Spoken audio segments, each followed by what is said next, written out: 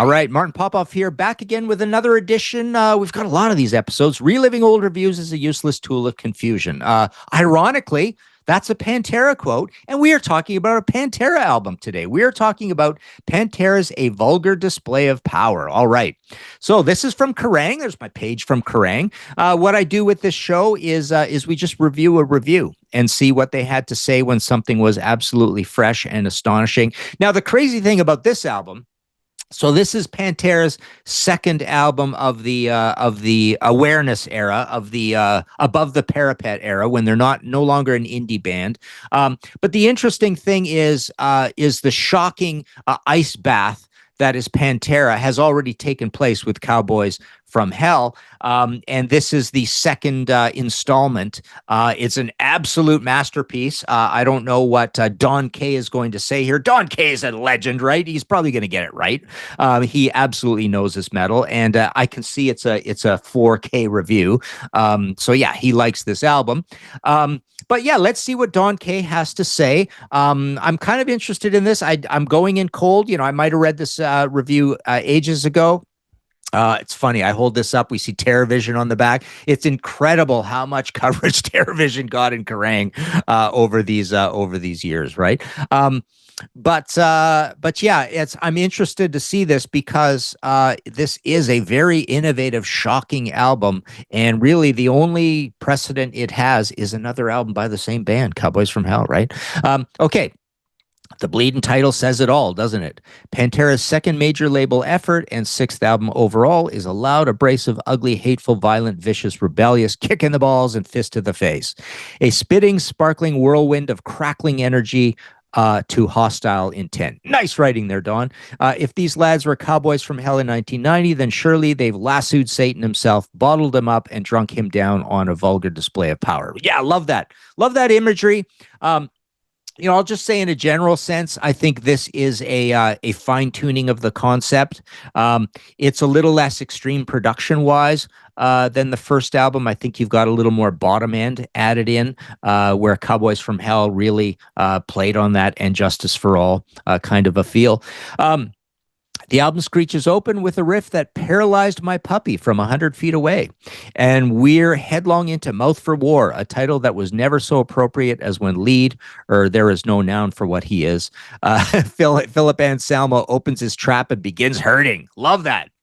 Really, really cool. Opens his trap and begins hurting. That's a great description of Phil's vocal prowess. And again, you know, what we're getting here is a combination of a thrash and a hardcore vocal, right? It's metalcore. Pantera's kind of inventing metalcore as we go along, right?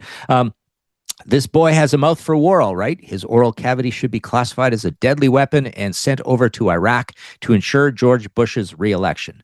Phil would have Saddam capitulating in seconds as soon as he got an earful of fucking hostile or new level. I don't mean to downplay the considerable talents of drummer Vinny, bassist Rex, and guitar torturer Diamond Darrell. I love that, guitar torturer, because I'm not a big fan of Dime's soloing style. He's one of the great riff masters of all time, but his soloing style is very atonal and weird and a little bit kind of Vernon Reid Living Color kind of going on there, right? But Philip is the star of this album and possibly the metal frontman of the decade. Never has one vocalist captured such rage and aggression in one performance. The man is a monster imbued with more power than 1,000 Glenn Bentons or Dave Vincents. There you go. So there's some nice death metal references. And, you know, subtly put into that is the idea that what Phil's doing with this vehicle behind him is actually more impactful as a metal force than death metal, because death metal is a little academic, right? It's a little way too proggy sometimes. It's a little extreme in the production where they're moving away from heaviness in the production, you know, trying to get more viciousness than heaviness, I suppose.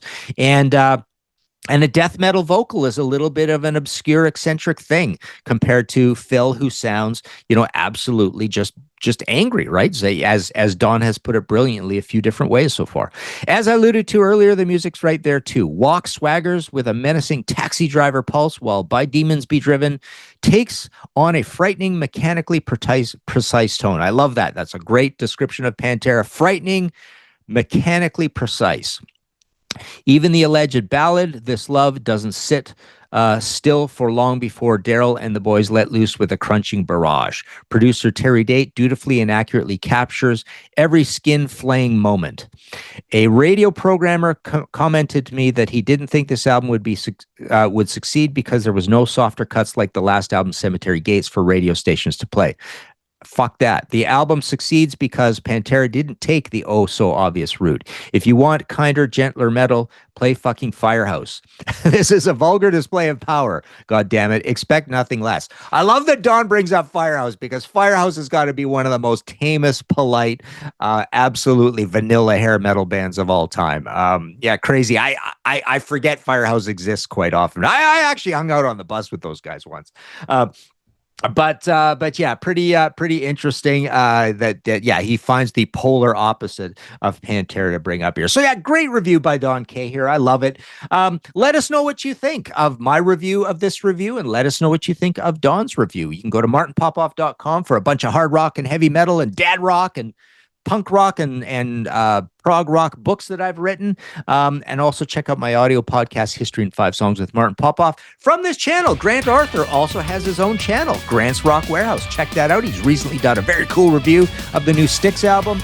And like and subscribe and all that stuff, and you can join our Patreon. That gets you onto our panel situations. But go play some Pantera.